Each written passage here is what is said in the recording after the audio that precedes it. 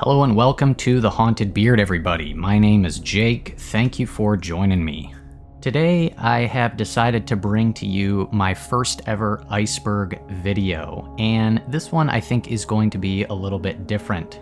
Most of the horror-related Iceberg videos out there right now are covering the most disturbing movies or the scariest movie scenes, and I found one that I thought was a little bit different that I haven't seen anybody cover before, and that is the strange and obscure horror movie Iceberg. This Iceberg consists of 9 tiers, starting with some of the most popular and well-known horror films, and working all the way down to some of the strangest and, of course, most obscure movies, even down to films that have been lost. Today, I'm going to bring to you the first 3 tiers of this Iceberg, and without further ado, let's do it. So, tier number 1 is You Watch Movies. These are some of the most classic and well-known horror films that even just general movie audiences would all be familiar with. But let's kick things off with The Shining, which was released in 1980, directed by Stanley Kubrick and starring Jack Nicholson and Shelley Duvall. This is a psychological horror film based on the novel by Stephen King. The film presents the descent into insanity of a recovering alcoholic and an aspiring novelist, Jack Torrance, played by Jack Nicholson, who takes a job as a winter caretaker for a haunted mountain resort hotel, the Overlook Hotel, with his wife, played by Shelley Duvall, and son, played by Danny Lloyd. And personally, this is one of my all-time favorite horror films, if not my absolute favorite. The Thing, released in 1982, directed by John Carpenter, starring the one and only Kurt Russell. A sci-fi horror classic based on the 1938 John W. Campbell Jr. novella, Who Goes There. It tells the story of a group of American researchers in Antarctica who encounter the eponymous Thing, an extraterrestrial life form that assimilates, then imitates other organisms. The group is overcome by paranoia and conflict as they learn that they can no longer trust each other and that any of them could be The Thing. Known for having quite possibly the best practical horror effects ever put to film, The Thing is another one of my all-time favorites, and I would say firmly plants itself inside my top 5 of all time. Friday the 13th, released in 1980, directed by Sean S. Cunningham, starring Beth Ringu, released in 1998, directed by Hideo Nakata. This Japanese supernatural psychological horror film follows a reporter who is racing to investigate the mystery behind a cursed videotape. Whoever watches the tape dies 7 days after doing so. A classic in the J-horror subgenre, this film also led to an American remake from 2001, which is also widely beloved and many consider superior to the original Japanese film. Alien, released in 1979, directed by Ridley Scott, starring Sigourney Weaver, Tom Skerritt, and Ian Holm. Considered one of the most, if not the most, influential sci-fi horror film of all time, Alien follows a spaceship crew who investigates a derelict spaceship and are hunted by a deadly extraterrestrial creature. The film also introduced us to one of the greatest and most iconic horror creatures ever with the Xenomorph. The Exorcist, released in 1973, directed by William Friedkin, starring Ellen Burstyn, Max von Sydow, Jason Miller, and Linda Blair. This American supernatural horror film is based on the novel by William Peter Blatty. The film follows the demonic possession of a young girl named Reagan and the attempt to rescue her through an exorcism by 2 Catholic priests. The Exorcist was the first horror film ever to be nominated for Best Picture. And even today, this film is considered by many to be one of the scariest films ever made. Jaws, released in 1975, directed by Steven Spielberg, starring Roy Scheider, Richard Dreyfuss, and Robert Shaw. Based on the novel by Peter Benchley, Roy Scheider stars as Police Chief Martin Brody, who, with the help of a marine biologist, played by Dreyfuss, and a professional shark hunter, played by Shaw, hunts a man-eating great white shark, that attacks beachgoers at the summer resort town. Jaws became the highest-grossing film of all time upon its release, and it officially launched the summer blockbuster film. Paranormal Activity, released in 2007, directed by Oren Peli, starring Katie Featherston and Micah Sloat. This American supernatural found-footage horror film centers on a young couple who are haunted by a supernatural presence inside their home. They then set up a camera to document what is haunting them while they're sleeping. Often considered the most profitable film ever made, Paranormal Activity was shot for $15,000 and grossed over $194 million worldwide. It also led to a resurgence in found footage films in the late aughts and into the 2010s. King Godzilla, released in 1954, directed by Ishiro Honda, a Japanese epic kaiju film. In the film, Japan's authorities deal with the sudden appearance of a giant monster whose attacks trigger fears of nuclear holocaust in post-war Japan. The Silence of the Lambs, released in 1991, directed by Jonathan Demme, starring Anthony Hopkins, Jodie Foster, and Ted Levine. A psychological horror film adapted from Thomas Harris's novel of the same name. Foster plays Clarice Starling, a young FBI trainee who is hunting a serial killer named Buffalo Bill, played by Levine. To catch him, she seeks advice of the imprisoned Hannibal Lecter, played by Hopkins, a brilliant psychiatrist and cannibalistic serial killer. Hopkins' portrayal of Lecter gave us one of the most iconic movie villains of all time, and Silence of the Lambs still remains the first and only horror film to win Best Picture at the Academy Awards. A Nightmare on Elm Street, released in 1984, directed by Wes Craven, starring Heather Langenkamp and Robert Englund. This American supernatural slasher film concerns a group of teenagers who were targeted by Freddy Krueger, an undead child killer who murders teenagers through their dreams as retribution against their parents who burned him alive. The film is most well known for giving us another iconic slasher killer in Freddy Krueger, as well as one of the best final girls in Nancy, played by Langenkamp. The film also features one of my personal favorite horror movie kill scenes with Nancy's kill in the bedroom. Scream, released in 1996, also directed by Wes Craven, starring Neve Campbell, David Arquette, Courtney Cox, Matthew Lillard, Skeet Ulrich, and Drew Barrymore. An American slasher film set in the fictional town of Woodsboro, California, Scream's plot follows high school student Sydney Prescott and her friends, who on the anniversary of her mother's murder become targets of the costumed serial killer known as Ghostface. It's often credited for reigniting the horror genre in the 1990s, and its meta aspects and humor are what largely appealed to horror fans. Cloverfield, released in 2008, directed by Matt Reeves. An American found-footage monster horror film follows 6 young New York City residents fleeing from a massive monster and various other smaller creatures that attack the city during a farewell party. Nosferatu, released in 1922, directed by F.W. Murnau. A silent German expressionist vampire film and the unauthorized adaptation of Bram Stoker's Dracula, it stars Max Schreck as Count Orlok, a vampire who preys on the wife of his estate agent and brings the plague to their town. Dawn of the Dead, released in 1978, directed by George A. Romero. An American zombie horror classic. In the film, a phenomenon of unidentified origin has caused the reanimation of the dead, who prey on human flesh. David Emge, Ken Foree, Scott Reiniger, and Galen Ross star as survivors of the outbreak who barricade themselves inside a suburban shopping mall amid mass hysteria. The film is known for its social commentary, as Romero portrayed the zombies as a picture of American consumerism.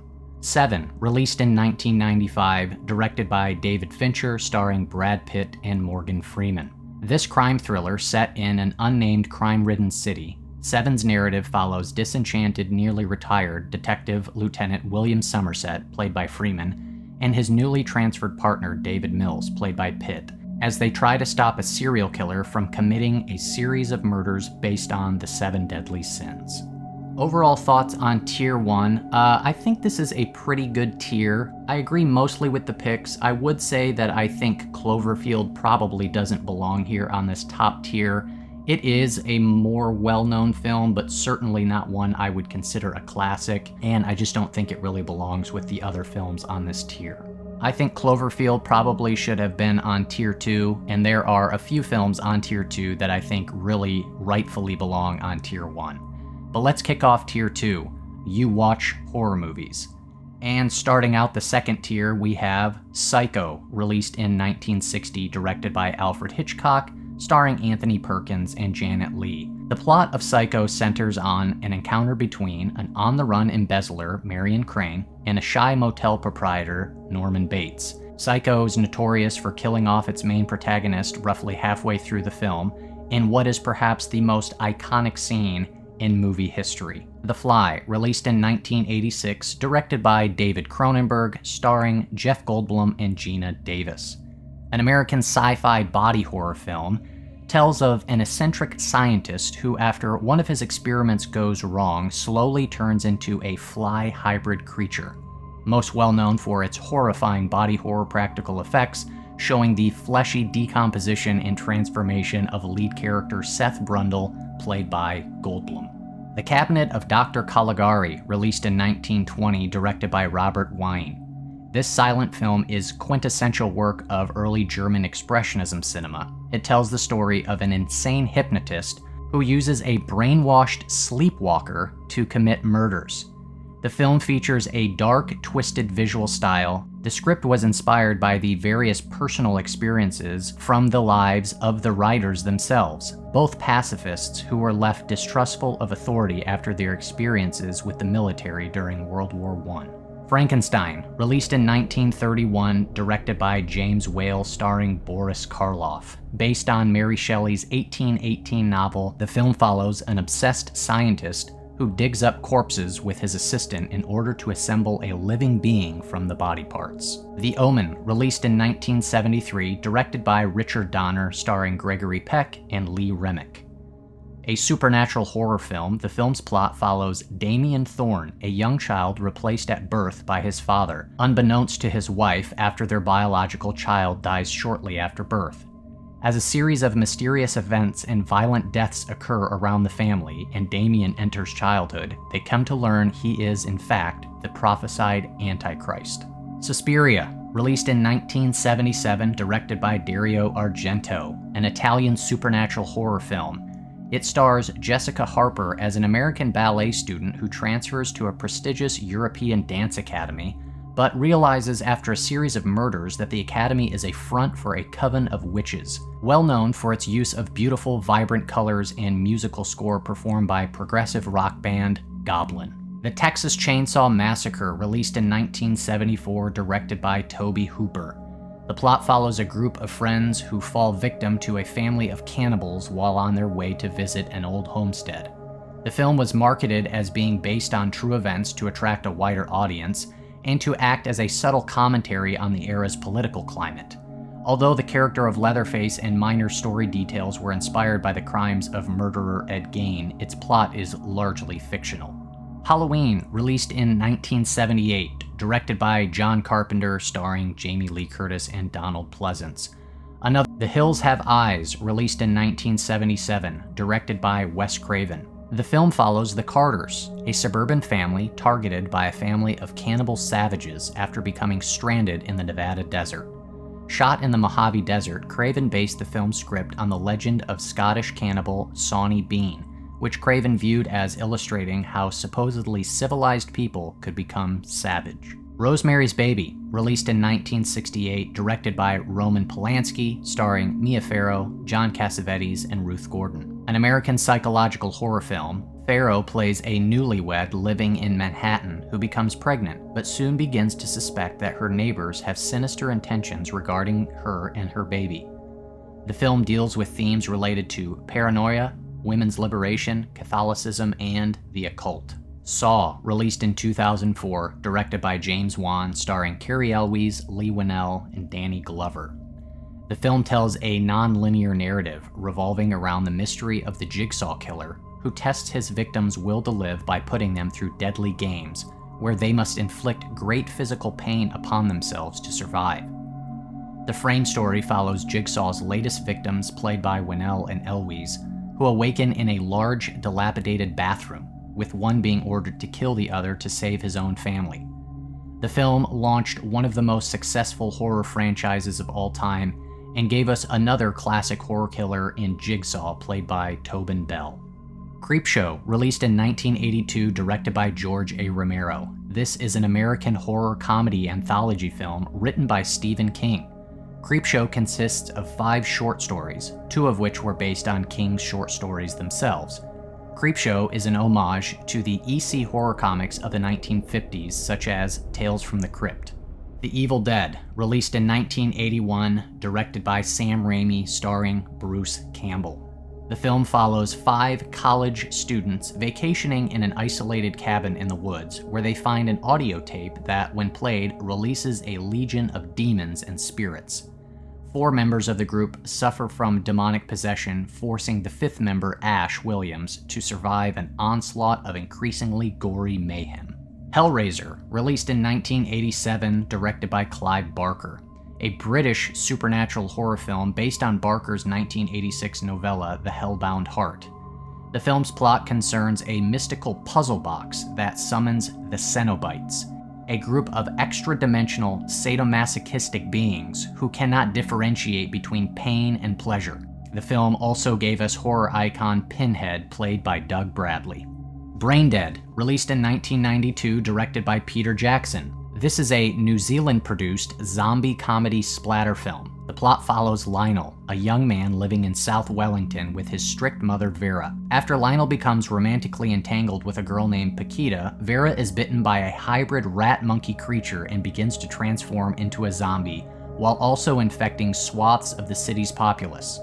Widely considered one of the goriest films ever made, its climactic scene where Lionel uses a lawnmower to massacre a horde of zombies used over 79 gallons of fake blood. Tremors, released in 1990, directed by Ron Underwood, starring Kevin Bacon, Fred Ward, and Reba McEntire. An American monster horror film tells the story of handymen Val McKee and Earl Bassett, played by Bacon and Ward respectively, who wish to leave the small desert town of Perfection, Nevada, as they are tired of their dull lives. However, they happen upon a series of mysterious deaths. With the help of eccentric survivalist couple Bert and Heather, the group fights for survival against giant prehistoric worm-like monsters hungry for human flesh. Poltergeist, released in 1982, directed by Tobe Hooper, starring Craig T. Williams and Jo Beth Williams. Written by Steven Spielberg, the film focuses on a suburban family whose home is invaded by malevolent ghosts that abduct their youngest daughter through the TV screen. At a couple points throughout the Iceberg, I noticed the creator just lists a collection of films either produced or directed by a particular person. Here we have Hammer Films. This is a British film production company based in London. Founded in 1934, the company is best known for a series of gothic horror and fantasy films made from the mid-1950s until the 1970s. Many of these involve classic horror characters such as Baron Victor Frankenstein, Count Dracula, and The Mummy. Hammer also produced science fiction, thrillers, film noir, and comedies, as well as, in later years, television series. Overall thoughts on Tier 2, like I said, I do think there are a few films that definitely belong on Tier 1, especially Halloween, Psycho, and probably The Texas Chainsaw Massacre. I also think you could make a case for something like Rosemary's Baby being on Tier 1 as well. That takes us to Tier 3, Horror Fan. And kicking off the third tier, we have Freaks, released in 1932, directed by Todd Browning. A circus's beautiful trapeze artist, Cleopatra, agrees to marry Hans, the leader of sideshow performers. But Hans's deformed friends discover that she is only marrying him for his inheritance, so they seek revenge. Darkman, released in 1990, directed by Sam Raimi. An American superhero horror film, the film stars Liam Neeson as scientist Peyton Westlake, who is brutally attacked, disfigured, and left for dead by ruthless mobster Robert Durant. An experimental treatment gives Westlake superhuman strength and resilience, with the unintended side effect of rendering him mentally unstable and borderline psychotic. Consumed with vengeance, Westlake continues his research with the new goal of hunting down those who disfigured him. Sleepy Hollow, released in 1999, directed by Tim Burton. This gothic supernatural horror film is a film adaptation loosely based on Washington Irving's 1820 short story, The Legend of Sleepy Hollow. It stars Johnny Depp and Christina Ricci. The plot follows police constable Ichabod Crane, sent from New York to investigate a series of murders in the village of Sleepy Hollow by a mysterious headless horseman. The Lawnmower Man, released in 1992, directed by Brett Leonard. A sci-fi horror film starring Jeff Fahey as Job Smith, an intellectually disabled gardener, and Pierce Brosnan as Dr. Larry Angelo, a scientist who decides to experiment on him in an effort to give him greater intelligence by stimulating his brain using drugs and virtual reality computer simulations. The experiments give Job superhuman abilities but also increase his aggression, turning him into a man obsessed with evolving into a digital being. The Devils, released in 1971, directed by Ken Russell, a historical psychological dramatic horror film, and also a dramatized historical account of the fall of Urbain Grandier, a 17th century Roman Catholic priest accused of witchcraft after the possessions in Loudun, France.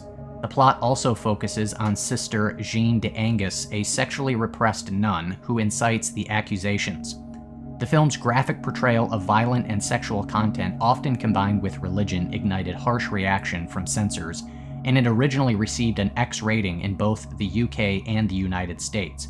It was banned in several countries and heavily edited for exhibition in others.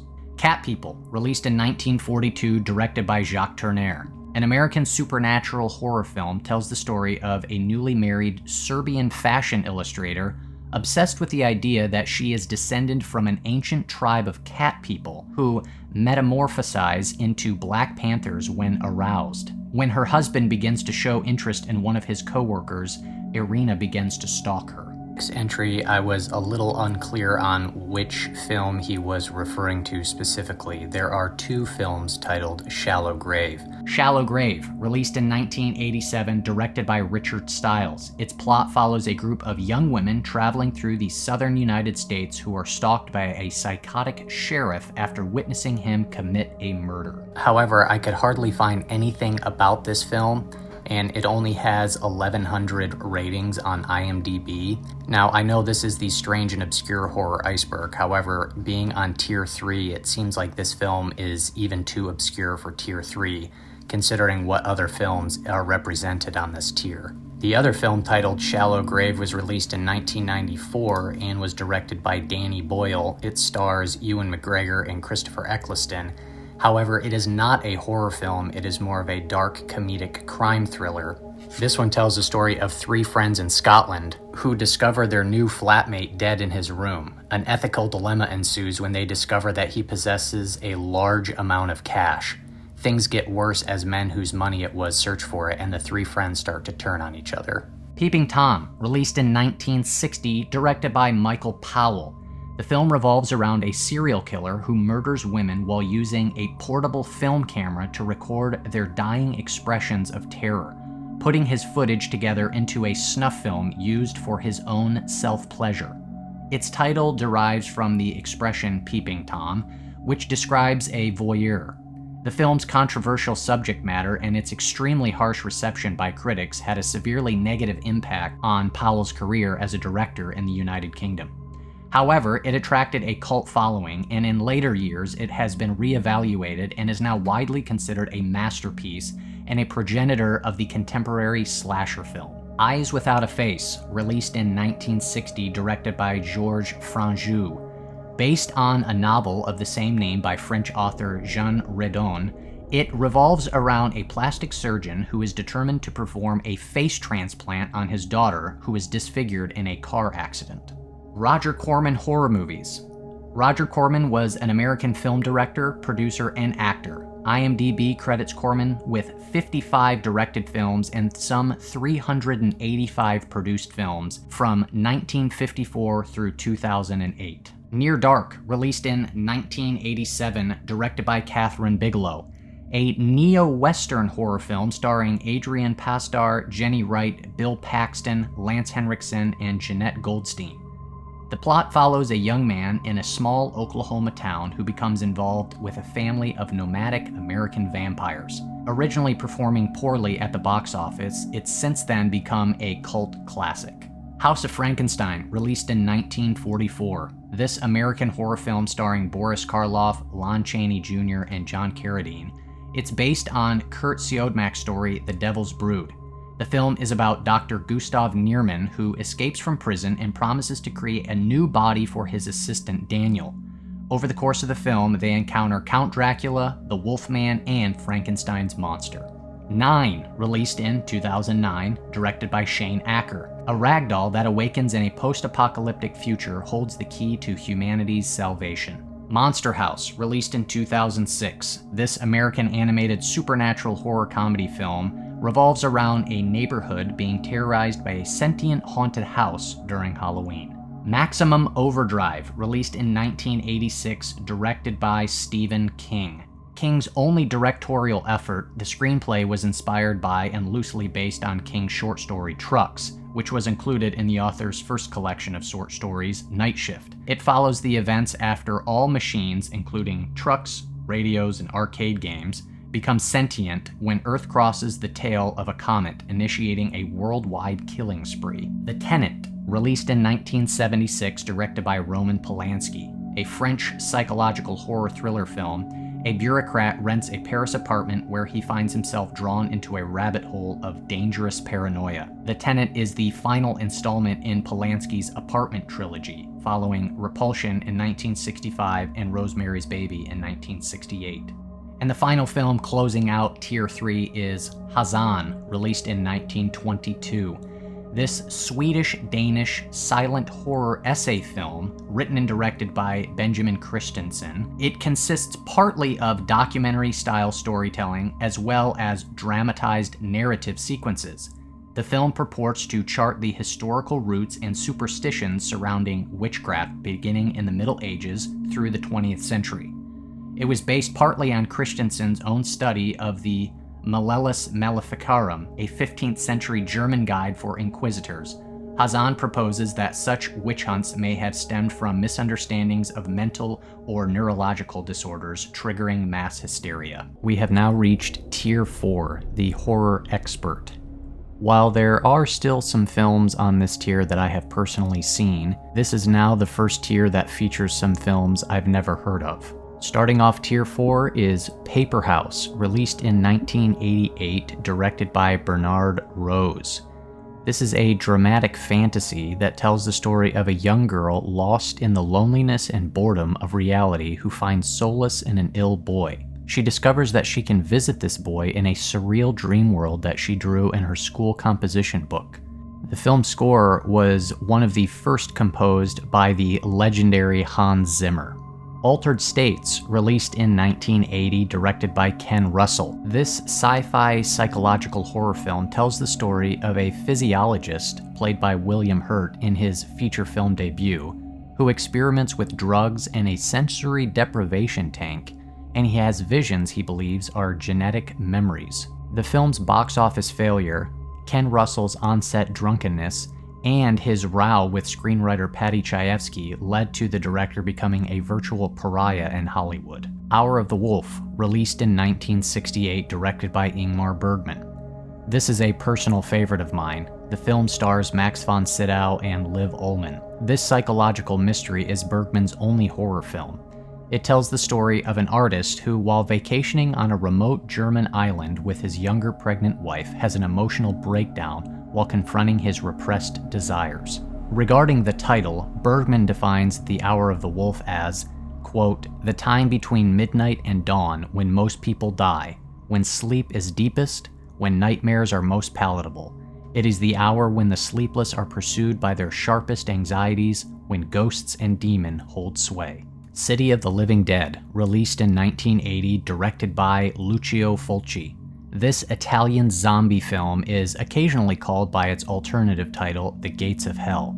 When a priest hangs himself, it somehow opens the gates of hell, allowing the dead to rise. It is then up to a reporter and a psychic who team up in an attempt to close them. Mad God, released in 2021, directed by Phil Tippett.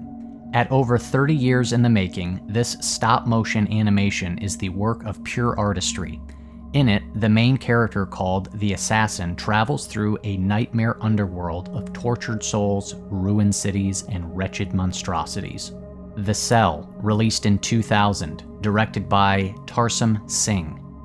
Starring Jennifer Lopez, who plays Catherine Dean, a psychotherapist who is part of a revolutionary new treatment which allows her mind to literally enter the mind of her patients. Now, Catherine must race against time to explore the twisted mind of the serial killer, but his damaged personality poses dangers that threaten to overwhelm her. The next title, Mother, could refer to one of two films. The first one, released in 2009 from South Korea, directed by Bong Joon-ho, tells the story of a mother who desperately searches for the killer who framed her son for a girl's horrific murder. There is also Mother, released in 2017, directed by Darren Aronofsky. This is part horror film and part biblical allegory. The film deals with a couple whose relationship is tested when uninvited guests arrive at their home, disrupting their tranquil existence. And that brief description barely does the film justice. As somebody who is often a fan of religious horror, I really appreciated the unique take and presentation that Aronofsky's film offered. Possession, released in 1981, directed by Andrei Zulawski. If you've never seen this, I can't recommend it enough. I can honestly tell you, you've never seen anything quite like it before. This movie is wild. Led by a powerhouse performance from Isabelle Adjani, she plays a woman who starts exhibiting increasingly disturbing behavior after asking her husband, played by Sam Neill, for a divorce. Suspicions of infidelity soon give way to something much more sinister. Adjani's performance in the film's iconic subway scene is absolutely unhinged and truly unlike anything I've seen before. The next films on the Iceberg are just listed as the Exorcist sequels. Now, I'm not going to spend the time to go through them all individually and give you a plot breakdown. However, this is a franchise I have reviewed on my channel and figured I'd give you a quick review for each of the films. Starting with Exorcist II: The Heretic. This is genuinely one of the 2 or 3 worst films I think I have reviewed on my channel. There are really no redeeming qualities, and this film is painfully boring. The Exorcist III. This is one of the best hidden gems and most underrated films I have seen in recent time. I absolutely adored this thing. I think the performance by George C. Scott is great, and Brad Dourif is absolutely phenomenal. Highly recommend. Exorcist: The Beginning. This is pretty much standard Hollywood jump scare fare. There's not really much more to add. Dominion, prequel to The Exorcist. This was a film that was unfortunately hurt by studio interference, as Paul Schrader's original vision, I think, could have produced a pretty great film, as he wanted to make the film more of a character study focused in on Father Merrin. And I think the film that we got is pretty good. Unfortunately, we didn't get the true vision of Paul Schrader. And to me, this is a classic example of a great what if. What if the studio would have butted out and just allowed Schrader to make the film he wanted to make? I think we could have gotten something significantly better than we did. The Exorcist Believer. This is a pointless, unnecessary studio cash grab that has really no reason to exist. William Castle films. William Castle was an American producer, director, screenwriter, and actor. He acquired a reputation for being able to churn out competent B-movies quickly and on budget. He is most well known for promoting his films using gimmicks, such as in his film The Tingler, starring Vincent Price. In The Tingler, the title character is a creature that attaches itself to a human spinal cord. It is activated by fright and can be destroyed only by screaming. During the production, Castle purchased military surplus airplane wing de-icers, consisting of vibrating motors, and had a crew travel from theater to theater, attaching them to the undersides of some of the seats. In the finale, one of the creatures is said to have gotten loose in the theater itself. The buzzers were activated as the film star Vincent Price warned the audience to, quote, "Scream, scream for your lives." The Driller Killer. Released in 1979, a slasher film directed by Abel Ferrara. In The Driller Killer, an artist slowly goes insane while struggling to pay his bills, work on his paintings, and care for his 2 female roommates, which leads him to taking to the streets of New York after dark and randomly killing derelicts with a power drill. An interesting bit of trivia I found is that this film could have easily escaped the UK's Video Nasty list if the original PVRA video cover wasn't so graphic. It featured a very bloody close-up of a drill boring into a man's head with lots of blood. The video cover was featured in video catalogs and received many complaints. The Legend of Boggy Creek, released in 1972. This G-rated horror mystery was actually one of the very first mockumentary films. It tells the story of the mythical Fouke monster, a Bigfoot-type creature that has been sighted in and around Fouke, Arkansas since the 1950s. The film is based on actual reported encounters with a Bigfoot creature in the Fouke Boggy Creek area of Arkansas throughout the 60s and early 70s. Most of the actors in the film were the actual people from the encounters. V, released in 1967. This dark fantasy folk horror was produced in the Soviet Union. In it, a young priest is ordered to preside over the wake of a witch in a small old wooden church of a remote village. This means spending 3 nights alone with the corpse, with only his faith to protect him. The title V refers to the name of a demon who haunts the young priest. Session 9, released in 2001, directed by Brad Anderson. In Session 9, tensions rise within an asbestos cleaning crew as they work in an abandoned mental hospital with a horrific past that seems to be coming back. Actor David Caruso reports in the official production notes that he saw, quote, "something pass my window," when shooting inside the Bonner Medical Building of Danvers State Hospital. Quote, "I didn't want to tell anybody because people would start looking at me strangely." Also, actor Peter Mullen reports strange happenings on the set. He claims that while filming on the roof, a voice in his head told him to jump off to see what would happen. Mullen said the building brought out a morbid kind of, quote, overactive curiosity. Onibaba, released in 1964, directed by Kaneto Shindo. A Japanese folk horror. After being forcefully inducted as a soldier into war in 14th century Japan, a man's wife and mother remain living in a swamp. They eke out their living by ambushing worn-out warriors, killing them, and selling their belongings to a greedy merchant. The woman comes to mistrust her daughter-in-law, who has coupled up with a deserter and begins to wear a facial mask she has taken from a slain samurai. In this disguise, she is first taken for a demon by her daughter.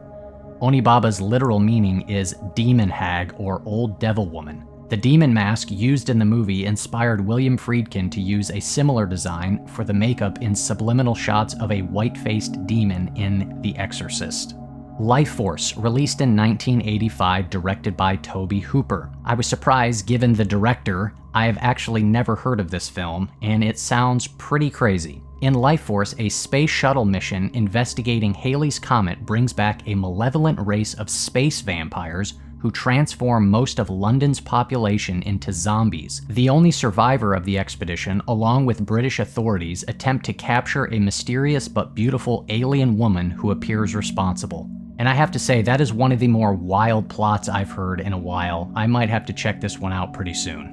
Society, released in 1989, directed by Brian Yuzna. A darkly comedic takedown of the social elite. In Society, lead character Bill is worried that he is different to his sister and parents.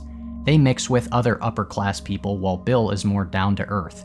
Even his girlfriend seems a bit odd. However, all is revealed when Bill returns home to find a party in full swing. This is another film well known for its body horror. The infamous shunting scene is one of the more twisted and all-around messed up scenes I've ever had the pleasure of viewing. Deep Red, released in 1975, directed by Dario Argento. Quintessential giallo, Deep Red is often credited along with Suspiria as being Argento's masterpiece. In it, a jazz pianist witnesses a bloody murder of a psychic who lives in his building. Disturbed by his inability to understand the significance of a detail he saw at the scene of the crime, he partners with a journalist in an attempt to solve the mystery. One of the unique aspects of Deep Red is the way in which some of the characters die. Co-writer Bernardino Zapponi said the inspiration behind the murder scenes came from him and Argento thinking of painful injuries that the audience could relate to. He says, basically not everyone knows the pain of being shot by a gun, but everyone has at some point accidentally struck furniture or been scalded by hot water. And the final entry in Tier 4 is Tombs of the Blind Dead, released in 1972, directed by Armando de Osorio, a Spanish zombie film. In medieval times, a group of renegade knights were executed for their black magic rituals. In 1970s Portugal, vacationing college kids fall prey to the knights' zombified corpses, resurrected from the dead to feast on the blood of the living. And that concludes Tier 4 on the horror iceberg. And as we journey down a little bit further into Tier 5, we have the horror cultist tier. And kicking things off, we have Nightbreed, directed by Clive Barker, released in 1990. Nightbreed is a part slasher and part dark fantasy film based on Barker's own novel titled Cabal. In the film, a troubled young man is drawn to a mythical place called Midian, where a variety of friendly monsters are hiding from humanity. Meanwhile, a sadistic serial killer is looking for a patsy. Clive Barker has gone on record as saying that he felt that the distributor Fox and the financiers never understood the film and simply cut the story to pieces so it would fit what their idea of the picture should have been. However, fortunately enough for fans, in July of 2014, Scream Factory released the Cabal Cut, a director's cut version of the film approved under Barker's supervision. Wolfen, released in 1981, directed by Michael Madley. Wolfen stars Albert Finney and Edward James Olmos. In the film, a city cop is assigned to solve a bizarre set of violent murders where it appears that the victims were killed by animals. In his pursuit, he learns of an Indian legend about wolf spirits. The film was the first movie to use a thermographic visual photographic look to represent the point of view of a character, in this case, the Wolfen. This type of effect shot has been used in a number of movies since then to show the POV of a character. One notable example popularizing this kind of visual effects perspective is used in the Predator films. The Shout, released in 1978. The film tells the story of Crossley, a mysterious traveling man who invades the lives of a young couple. The couple provides hospitality to Crossley, but his intentions are gradually revealed as more sinister. Crossley claims he has learned from an Aboriginal shaman how to produce a terror shout that can kill anyone who hears it unprotected. This movie was notable in its time for its use of an electronic and avant-garde musical score, and reportedly 40 different musical tracks were used for the sound. Blood Feast, released in 1963, directed by Herschel Gordon Lewis. In Blood Feast, an Egyptian caterer kills various women in suburban Miami to use their body parts to revive a dormant Egyptian goddess, while an inept police detective tries to track him down. The movie was shot in 9 days for roughly $25,000, and this is the oldest film on the UK's list of the video nasties. Another interesting bit of trivia that I discovered is this is considered by Stephen King to be the worst horror movie he's ever seen. Eden Log, released in 2007, a French sci-fi horror. In Eden Log, a man wakes up in an underground cave next to a dead body. He has no memory of how he got there and starts to try and work his way to the surface and escape from the network of tunnels, which seem to be some kind of ancient civilization. Nosferatu, released in 1979, directed by Werner Herzog, starring Isabelle Adjani, Bruno Ganz, and Klaus Kinski as Count Dracula. In Herzog's adaptation, Count Dracula moves from Transylvania to Wismar, spreading the Black Plague across the land. Only a woman pure of heart can bring an end to his reign of horror. During filming, Kinski had to spend approximately 4 hours a day in the makeup chair and was so disturbed by his appearance in the makeup, he avoided looking at himself in the mirror. Furthermore, since Herzog wanted a more restrained performance from Kinski, who wanted to play the role as more energetic, Herzog would often provoke Kinski into a massive tantrum so he would be exhausted when the time came to shoot his scenes. Mark of the Devil, released in 1970, a German folk horror film. In 1700s Austria, a witch hunter's apprentice has doubts about the righteousness of witch hunting when he witnesses the brutality, the injustice, the falsehood, the torture, and the arbitrary killing that go with the job. The US distributors of this film, Hallmark Releasing, advertised it as, quote, guaranteed to make you sick, and backed it up with thousands of vomit bags advertising the film. Street Trash, released in 1987, directed by J. Michael Monroe. A darkly comedic body horror film tells the story of a liquor store owner who sells alcoholic beverages to homeless people, unaware of what the bottles actually contain: toxic brew. Experiment in Evil, released in 1959, directed by Jean Renoir. A French sci-fi horror, occasionally referred to by its alternative title, The Doctor's Horrible Experiment. The film is a retelling of the 1886 novella Strange Case of Dr. Jekyll and Mr. Hyde by Robert Louis Stevenson, set in the 1950s France. The Mask of Fu Manchu, released in 1932, starring the great Boris Karloff. In Mask of Fu Manchu, Englishmen race to find the tomb of Genghis Khan. They have to get there fast as the evil genius Dr. Fu Manchu is also searching, and if he gets the mysteriously powerful relic, he and his diabolical daughter will enslave the world. Jean Rollin films. Jean Rollin was a French film director, actor, and novelist best known for his work in the fantastique genre. In a career spanning over 50 years, Rollin's films are noted for their exquisite, if mostly static cinematography, off-kilter plot progression, poetic dialogue, playful surrealism, and recurrent use of well-constructed female lead characters. I'm probably going to mispronounce the next title, but I'll do my best. Urotsuka Doji, released in 1987. This is a Japanese erotic horror manga TV series.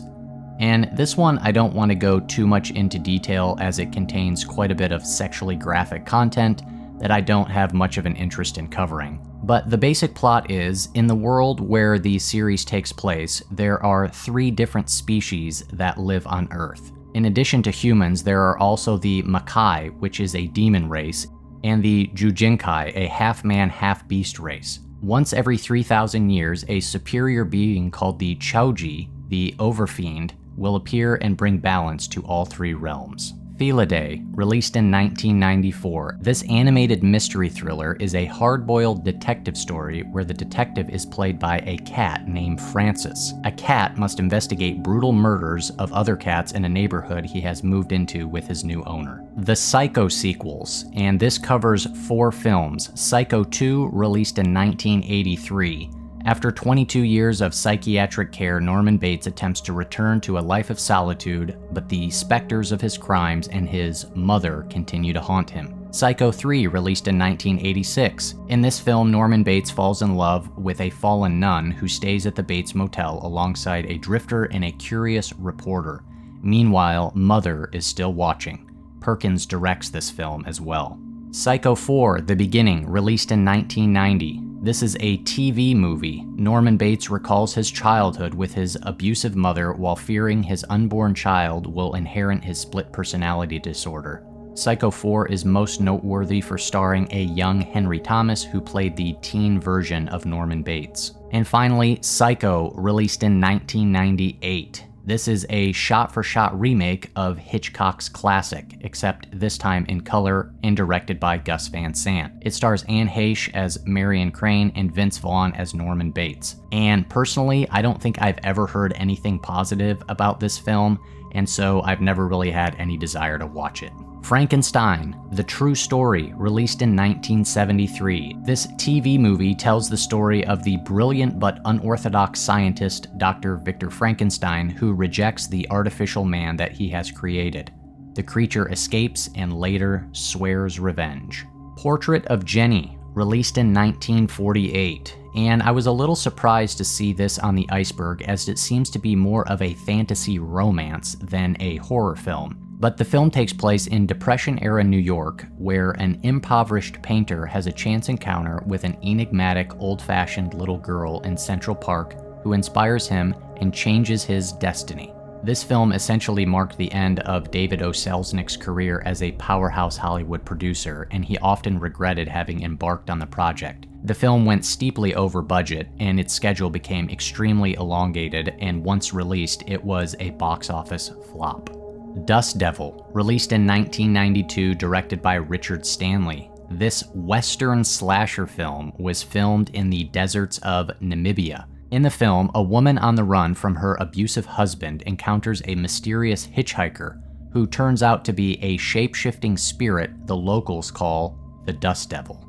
Meshes of the Afternoon, released in 1943. A 14-minute, surreal, experimental short film, it tells the story of a woman returning home who falls asleep and has vivid dreams that may or may not be happening in reality. Through repetitive images and complete mismatching of the objective view of time and space, her dark inner desires play out on screen. Meshes of the Afternoon was selected for preservation in the National Film Registry by the Library of Congress in 1990 due to its cultural and historical significance. The Stone Tape, released in 1972, directed by Peter Sadzey. This was broadcast on BBC Two as a Christmas ghost story in 1972.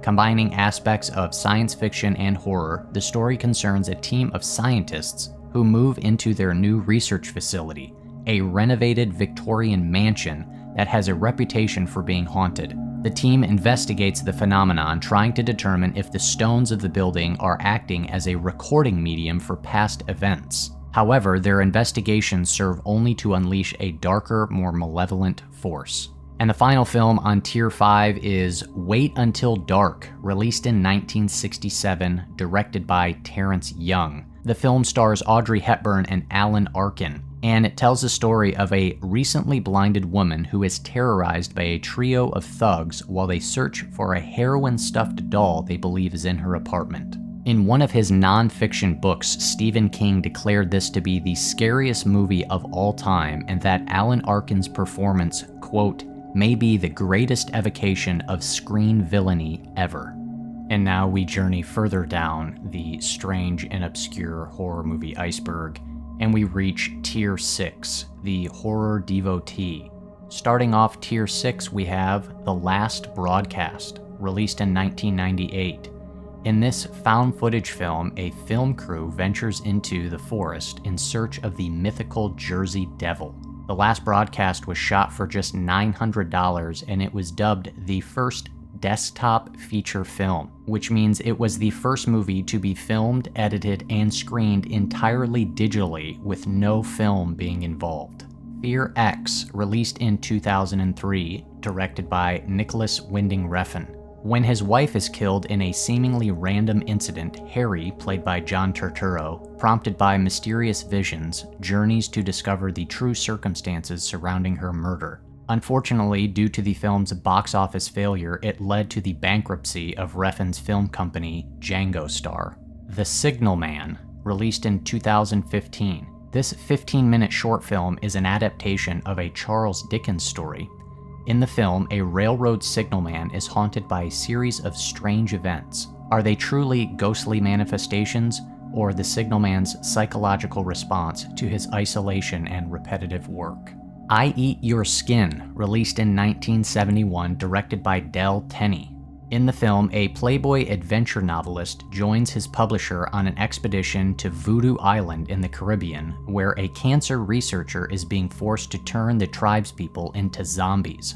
Originally filmed in 1964, the film sat on the shelf unreleased for 6 years, until it was picked up by a distributor, because the production company needed a horror film to play on the bottom of a double bill with their other film, I Drink Your Blood. The American Nightmare, released in 2000, a horror documentary which is an examination into the nature of 1960s and 70s horror films, the artists involved, and how they reflected contemporary society. This documentary features horror icons such as John Carpenter, George A. Romero, Tom Savini, David Cronenberg, Wes Craven, and Tobe Hooper. I'm probably going to mispronounce this next title. I believe it is Malpertuis.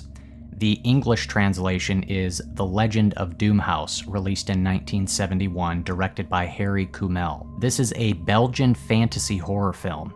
In the film, a young sailor finds himself trapped in the labyrinthine mansion of his occultist uncle, along with a number of eccentric and mysterious relatives who all seem to be harboring a dark secret. The original title refers to a labyrinth where Greek mythical characters are made prisoners. The film is also noteworthy for featuring a lead performance by the legendary Orson Welles.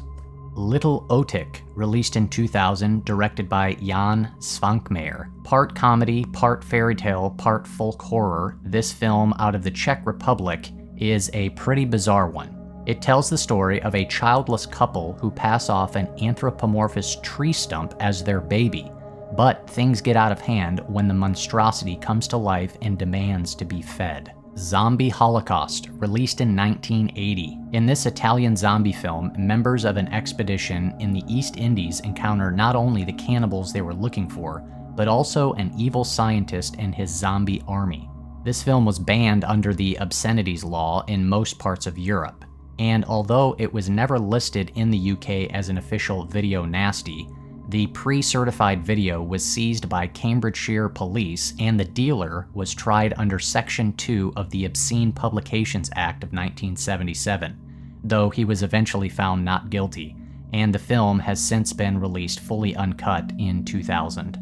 At Midnight, I'll Take Your Soul, released in 1964. This is the first horror film that was produced in Brazil, and it tells the story of a gravedigger who prowls the city in search of a female to bear him a son. The next film is Pana a Netvor, which is Beauty and the Beast, released in 1978. Produced in Czechoslovakia, this gothic rendition of the classic fairy tale tells the story of a merchant's youngest daughter who is held prisoner by a mysterious winged beast. And that is one of the key differences in this adaptation, as the beast is a winged creature. Okay, this next one is going to take me a little bit to fully explain. It's called Cremaster, and it refers to the Cremaster Cycle, which is a series of 5 feature-length films created by American visual artist and filmmaker Matthew Barney. The Cremaster Cycle was made over a period of 8 years, spanning from 1994 to 2002,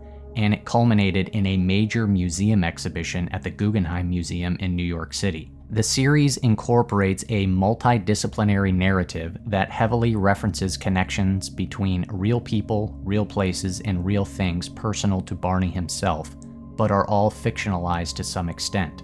The cycle includes the films as well as photographs, drawings, sculptures, and installations the artist produced in conjunction with each episode. Its title refers to the male cremaster muscle, which primary function involves the male reproductive area. And if you didn't really understand any of that, which I barely did myself, this is basically just a gigantic experimental film. The Fall of the House of Usher, released in 1982, directed by Jan Svankmajer.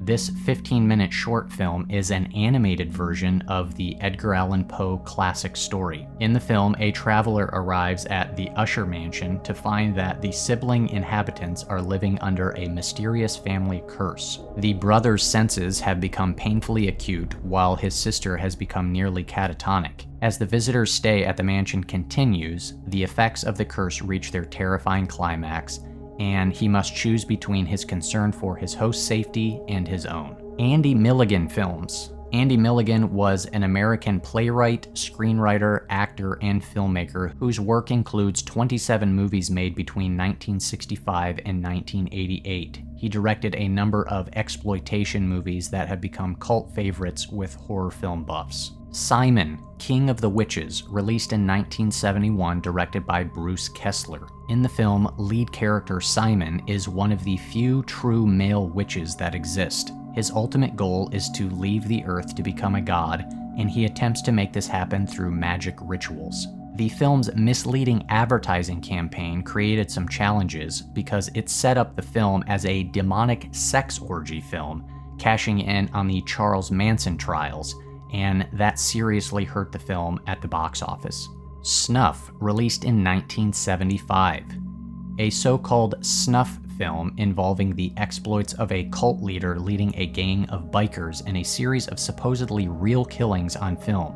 The opportunistic co-producer Alan Shackleton saw the chance to make a quick buck, so he took an Argentinian low-budget biker film titled The Slaughter, changed its title to Snuff, removed all of its credits, and added a 10-minute epilogue to it that showed the supposed director of The Slaughter finish making the film and suddenly attack one of its female cast members, then kill and disembowel her, all while being filmed by a cameraman. This footage was then passed off as real, even though the atrocious acting and subpar special effects clearly showed that it was phony. Nevertheless, Shackleton arranged a public showing of the film in Times Square, New York. He then told the New York Police Department what was about to be shown and set up a small group of phony protesters. The publicity stunt worked, and Snuff made over $300,000 in 3 weeks. Le Portrait de Petite Cosette, translated to The Portrait of Cosette, is a Japanese anime series released in 2004. The series focuses on a college art student who works in an antique shop. One day, he sees the image of a girl in an antique glass. He learns that her name is Cosette and that she was an aristocrat's daughter during the 18th century. She reveals to him that her spirit has been entrapped within the glass because she was murdered. She then tells the student in order to set her free, a man must be willing to take upon himself the punishment meant for the sins of her killer. Den of Celestial Birds. This is a 13-minute animated short film released in 2006, directed by E. Elias Merhige. This is considered a sequel to his film Begotten. In the film, director Merhige intended to depict, quote, creation in its simplest and purest form. It opens with an intertitle that reads, quote, hello and welcome. Do not be afraid. Be comforted. Remember our origin. Followed by images depicting the Big Bang. Then, after a hyper-accelerated trip through the evolution of life and the Earth, it culminates in the birth of an embryonic pseudo-humanoid named the Son of Light, who reaches towards the sky as the scene fades to a shot of the Earth. Now, is it just me, or does that sound a little bit like the ending of 2001: A Space Odyssey? And the final film on Tier 6 is The Mascot. This is a 37-minute stop-motion animation film released in 1933. In the film, a toy-stuffed dog has just been sewn together when it hears a young child ask for an orange. Since the mother has no money to buy the child oranges, the dog takes it upon himself to get the child an orange, and it soon winds up on the street. The dog then picks up an orange from a curbside stand and hopes to take it home to the child. But that night, before the dog can get back to the home, it must face a series of strange and frightening adventures. Continuing our way down the strange and obscure horror movie iceberg, we arrive at Tier 7, the most obscure. And kicking things off, we have Alien 2 on Earth, released in 1980, an Italian sci-fi horror. In the film, a spaceship lands back on Earth after a failed mission, but the astronauts have been replaced by hideous creatures that can penetrate people's bodies and make them explode. Given the great success of the film Alien by Ridley Scott, director Ciro Ippolito decided to exploit the fame. Furthermore, having seen the poster for the film Zombie, directed by fellow Italian Lucio Fulci, and being that this is considered an unofficial sequel to Romero's Dawn of the Dead, this gave Ippolito the inspiration to make this film. The Track of the Vampire, released in 1966. More commonly known as Bloodbath, the film concerns a mad painter of weird art who turns into a vampire-like man by night, apparently as a result of a family curse, and believes that he has found his reincarnated mistress in the person of an avant-garde ballerina. Bloodbath had a complex and troubled production history marked by various cuts and reshoots. In 1963, Roger Corman had co-produced a Yugoslavia-made spy thriller called Operation Titan, but the film was deemed unreleasable. Corman purchased the rights to another film and assigned writer-director Jack Hill to write a new script. This time, it was a horror film that incorporated previous footage from Operation Titan. Hill wrote and directed numerous horror sequences that were edited into this film, and it was retitled Portrait in Terror. Still unsatisfied with the completed project, Corman hired new director Stephanie Rothman to film additional sequences that were also added. This cobbled-together feature was given a brief theatrical release by American International Pictures under the title Bloodbath. The next film the Iceberg lists as The Living Dead, however, I believe it is referring to the film The Living Dead Girl, released in 1982. It was directed by Jean Rollin, who is someone we have covered on the Iceberg previously. In the film, a toxic spill revives a beautiful dead heiress who, with the help of her childhood friend, must quench her insatiable thirst for blood. Originally in French, there was also an English version filmed with the same cast and crew, which was directed by Gregory Heller, who would shoot his scene right after Jean Rollin. The English version has never been released and is now considered a lost film. The Ossuary, released in 1970, directed by Jan Svankmajer. This 10-minute documentary is a non-narrative voyage around Sedlec Ossuary, which is a Roman Catholic chapel located beneath the Cemetery Church of All Saints in the Czech Republic. The ossuary, which has been constructed from over 50,000 human skeletons who were victims of the Black Plague, have been artistically arranged to form decorations and furnishings for the chapel. Full Circle, released in 1977. Better known as The Haunting of Julia, directed by Richard Loncraine. It stars Mia Farrow and Keir Dullea. In the film, after her small daughter's sudden accidental death, wealthy American Julia leaves her unhappy marriage in London and buys a house in Kensington that is haunted by a ghost of an obscenely nasty little girl who died in the 1950s, and plans to use Julia as her pawn in a terrible revenge plot. Don't Look in the Basement, Parts 1 and 2, directed by S.F. Brownrigg and Tony Brownrigg.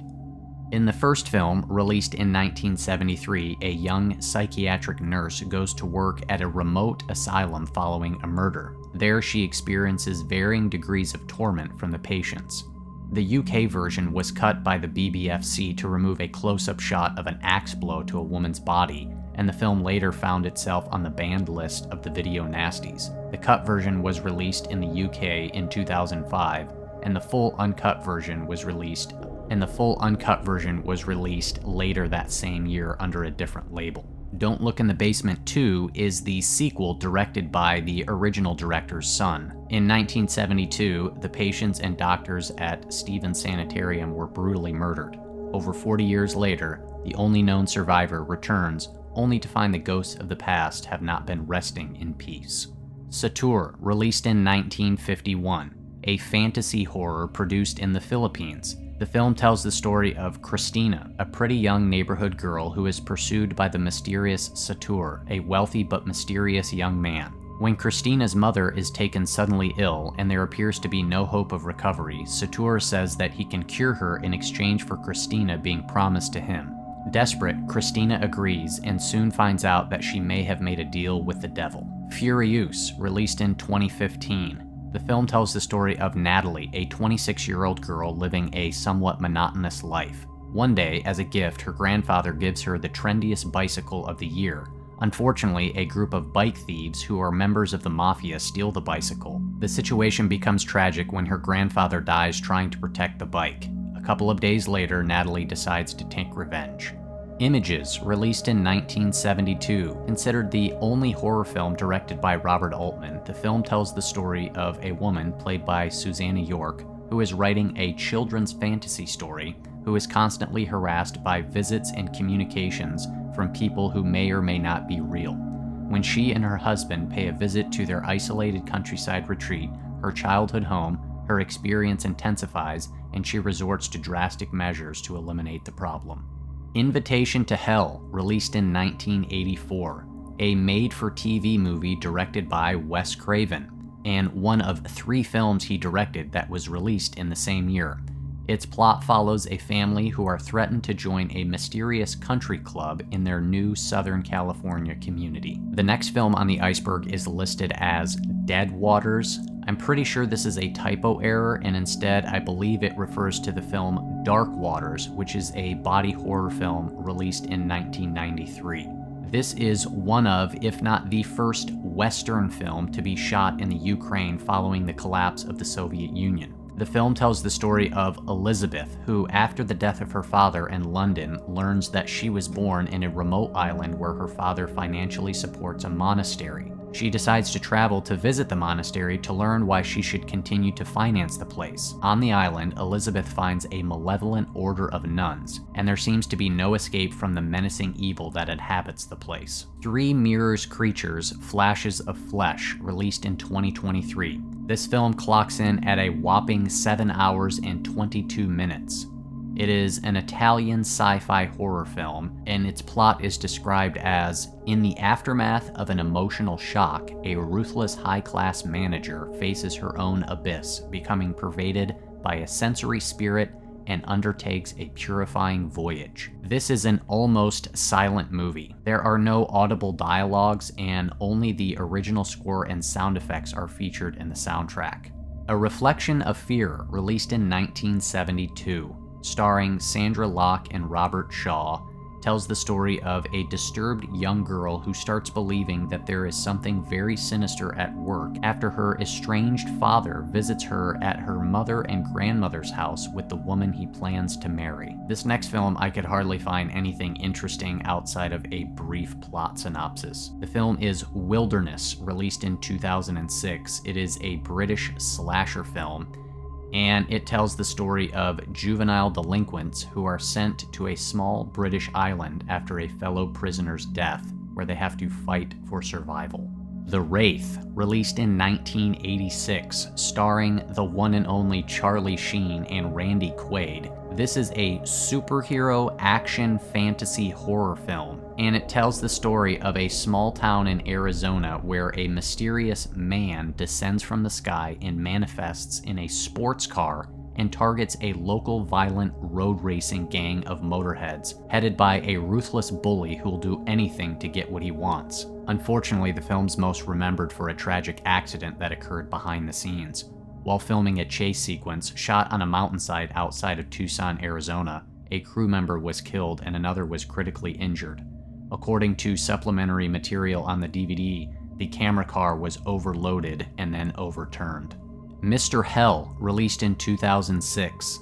The film tells the story of a secret bioweapons lab invaded by mercenaries that becomes a house of horrors when they encounter Mr. Hell, an ancient serial killer who takes souls by removing his victims' eyes. The film has a whopping 2.7 rating. The film has a whopping 2.7 with 446 ratings on IMDb. Cards of Death, released in 1986.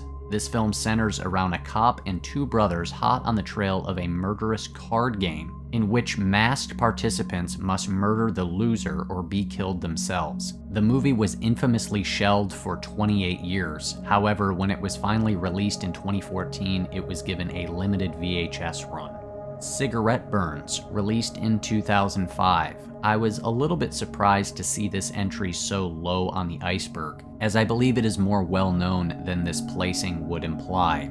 Cigarette Burns is the 8th episode of the first season of the fairly well-known show Masters of Horror. It was directed by John Carpenter and stars Norman Reedus. In the episode, movie programmer Kirby Sweetman goes on a search for the holy grail of horror cinema, La Fin Absolue du Monde, for an eccentric collector who offers a handsome paycheck. The film, which translates to The Absolute End of the World, transforms its viewers into insane, homicidal cannibals with a taste for brutal violence. As Kirby digs up clues and searches for the film's only known print, he ventures into a grisly world of the horrifying and the macabre. I remember watching this episode quite a few years back and have not watched it since, but it has left quite a memorable impression. Blood Tea and Red String, released in 2006 after a production time of 13 years. This is a handmade stop-motion fairy tale for adults. A dialogue-free film tells the tale of a struggle between the aristocratic white mice and the rustic creatures who dwell under the oak.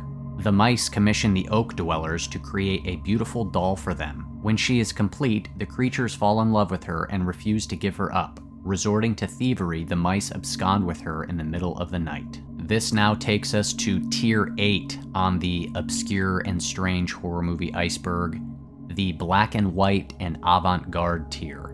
Let's kick things off with Le Manoir du Diable, released in 1896. In English, The House of the Devil.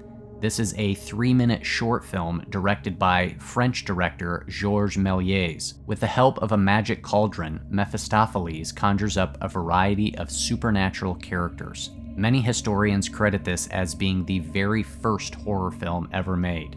The film was presumed lost until 1988 when a copy was found in the New Zealand Film Archive. Le Chateau Haunt, released in 1897. This is actually a remake of the previous entry.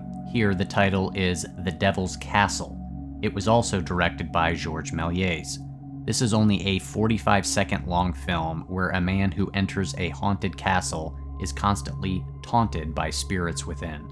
The Haunted Hotel, released in 1907. This is one of the oldest surviving animated films. It combines live action with stop-motion animation. On a dark and stormy night, a traveler takes a room at a spooky hotel in the forest. As soon as the proprietor leaves, the room comes alive with ghosts and poltergeists who torment the man as he tries to unpack, eat, and go to sleep. Il Caso Valdemar, released in 1936, a 12-minute silent Italian horror film. In it, a doctor performs an experiment on a dying man by placing him under hypnosis on his deathbed. I was surprised to see that Edgar Allan Poe is credited as the film's writer, and this is credited as being the first ever, quote, gore film. The Fall of the House of Usher, released in 1928. Directed by J.S. Watson, this is an avant-garde experimental film running only 13 minutes. The visual element predominates, including shots through prisms to create optical distortion. There is no dialogue in the film. A Page of Madness, released in 1926. In this Japanese film, a husband picks up a job as a janitor at an insane asylum, scheming all the time to be close to and free his wife from the institution where she recently attempted to kill herself. The film was deemed lost for more than 40 years, but was rediscovered by its director, Tenosuke Kinugasa, in a rice can in 1971. The next film on the Iceberg is listed as The Lake of Horror, and I was unable to find any film with that title, unfortunately, so I don't have anything to say about that one. Next up is The White Reindeer, released in 1952. This is a Finnish horror film. In it, a newlywed woman goes to the local shaman to get some help with her love life, but instead she gets turned into a white reindeer vampire. The Scalpel, released in 1936. This film is presumed lost. The film is presumed lost, but it tells the story of a mad doctor who transforms into a monstrous killer after injecting a serum into his thyroid gland. Most of the cast and crew were students of Seattle's Franklin High School, where the film was shot. Bob Burns, The Monster and the Alien. Bob Burns is a world-renowned archivist and historian of props, costumes, and other screen-used paraphernalia.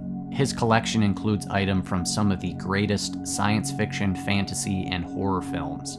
Among some of the items found in his museum are the original time machine from the George Pal classic of the same name, the original wolf's head from 1941's The Wolfman, the original King Kong miniature, and the functioning full-sized head of the Alien Queen from James Cameron's Aliens. The Monster and the Alien refer to two of his short films released in 1952 and 1953. Fireworks, released in 1947. Directed by Kenneth Anger, it is the earliest of his works to survive. Fireworks is known for being the first gay narrative film in the United States. Anger describes the film's plot as about, quote, a dissatisfied dreamer awakes, goes out in the night seeking a light, and is drawn through the needle's eye. A dream of dream, he turns to bed less empty than before. Kenneth Anger shot this film over the course of one weekend while his parents were out of town. Following the film's release, Anger was arrested on obscenity charges. This ultimately went to the California Supreme Court, but they threw the case out, declaring the film to be a work of art. And the final entry on Tier 8 is Salome, released in 1973, and The Forbidden, released in 1978. These are two separate short films directed by Clive Barker, and they were unseen until 1998. Both of them star Doug Bradley. Salome is a stylized interpretation of Oscar Wilde's play of the same name, and The Forbidden is described as a nightmare vision in which a man is transformed into a living artwork. We have now reached the darkest depths and the final tier of the strange and obscure horror movie Iceberg. Tier 9 refers only to lost films and one fake one. Kicking things off on Tier 9, we have London After Midnight from 1927. This stars Lon Chaney, and it tells the story of an abandoned home of a wealthy man who supposedly committed suicide 5 years earlier, is taken over by ghoulish figures. This is widely considered as one of the most sought-out lost films. It is believed that the film existed until 1965. Inventory records indicate that the only remaining print was being stored in MGM's Vault 7, which was destroyed by a fire that year. In 2002, Turner Classic Movies commissioned a restoration which produced a 45-minute reconstruction of the film. Director Todd Browning would actually go on to remake the film as a talkie in 1935 called Mark of the Vampire, starring Bela Lugosi. The Cuckoo Clocks of Hell refers to the original title of the film The Last House on Dead End Street. This original director's cut ran nearly 3 hours long and was edited down to the version we have now, which runs 78 minutes. The film tells the story of a man by the name of Terry Hawkins, played by writer-director Roger Watkins, who, after serving 1 year in jail, decides to repay society by making snuff films. 4 people are captured, tied up, and held as material for his project. One by one, they are killed in scenes for the camera. Sadistic Bitch from 2002, directed by Brad Jones, who is most well known as the creator of the Cinema Snob series. In the film, after discovering that her husband has cheated on her, the vengeful Melanie documents her exploits to gruesomely turn her husband, Jason, into a woman through means of such tools as power drills and tongs. The film was never released and was later stolen from Brad Jones's home shortly after production. Although in 2018 he stated it is possible that he might have a few scenes remaining, existing only as raw footage, but the film as a whole is thought to not exist any longer. Genuine, released in 1920, directed by Robert Wine, who also directed The Cabinet of Dr. Caligari, which appeared earlier on the Iceberg. The film's eponymous character Genuine is a succubus who uses her powers of seduction to torment and control the men who love her. Genuine was edited down into a 43-minute condensed version, which is the cut that has been most commonly available. And while the complete 88-minute version has never had a home video release, shockingly, I learned that the unedited cut is actually available here on YouTube. The Golem, released in 1914, a silent German expressionist horror film directed by Paul Wegener. A golem is an animated anthropomorphic being in Jewish folklore, which is created entirely from inanimate matter, usually clay or mud. The film is about an antiques dealer who finds a golem that has been brought to life for centuries earlier by a Kabbalist rabbi to protect his people from persecution. The dealer resurrects the golem as a servant, but it goes on a rampage. The film is not entirely lost, as some fragments do exist. Most recently, the second reel was discovered in an Argentinian archive in 2017. The Terror, released in 1928, a pre-code horror film directed by Roy Del Ruth. In the film, guests at an old English manor house are stalked by a mysterious killer known only as the Terror. The film has been considered lost since the 1970s, though a complete set of the soundtrack still exists. The Werewolf, released in 1913. This is a silent short film about a Navajo woman becoming a timber wolf. The film was unfortunately destroyed in 1924 when a fire broke out at Universal Studios.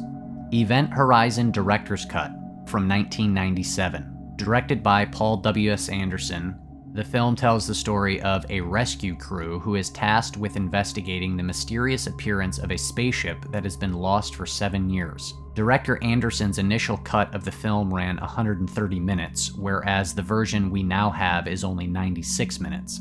His original cut was so violent that both test audiences and the studio balked at the finished product. Paramount ordered him to cut the film by 30 minutes and tone down some of the violence. Some of the movie's lost footage include a great deal more of the hell sequences. According to producer Jeremy Bolt, they made these scenes as grotesque as possible, figuring that, quote, "If you're going to go to hell, you've really got to do it. You can't tap dance." In order to make the shots of body parts getting damaged in many ways look more realistic and therefore a lot more violent, they hired real-life amputees dressed in extensive makeup and outfitted with practical special effects. Actor Jason Isaacs mentioned in a 2023 interview that the scenes were shot on an adjacent soundstage and included, quote, "things that are definitely illegal to do now and probably illegal to do then." Some of the crew actually had to leave the set during filming when they started feeling sick. According to Anderson and Bolt, most of these shots were cut because during the screening of a rough cut of the movie, the test audience was genuinely disturbed by what they saw, and some people even reportedly fainted. Unfortunately, what remains of the director's cut of the film was not preserved and is known to be officially lost. All-American Massacre from 2000. This is a spin-off of the Texas Chainsaw Massacre, directed by Tobe Hooper's son, William, and it stars Bill Moseley. The film was set to act as both a prequel and sequel to Texas Chainsaw Massacre 1 and 2. Moseley returns as Chop Top, who has been captured and placed in a psychiatric prison. We'd see various memories of his family throughout the film as he was interviewed by a tabloid. Chop Top would then escape and start a new massacre, an All-American Massacre. Despite having been completed, the film has never been publicly shown. Reasons why are unknown, but they are suspected to be rights issues.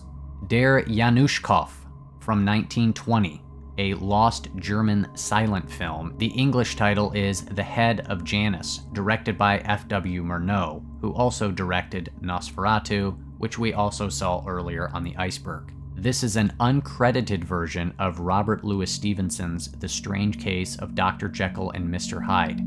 The protagonist here is Dr. Warren, who indulges his evil nature by periodically turning himself into the depraved Mr. O'Connor.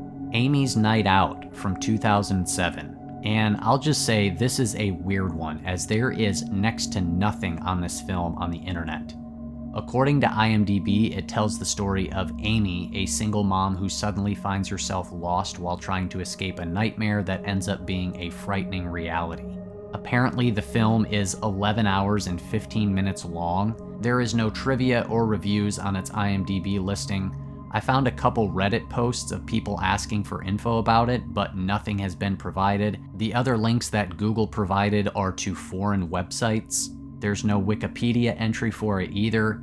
It seems to be an actual film, but that is really all I was able to find out.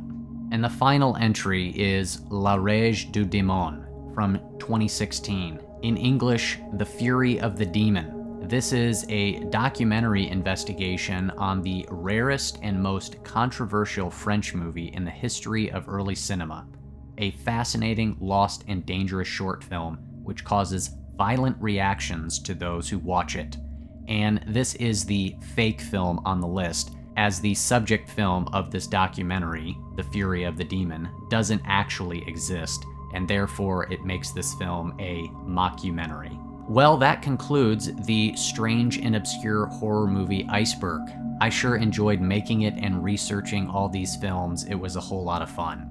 If you got anything out of this video, go ahead and do me a favor and do not click that subscribe button unless you want to be haunted by the beard.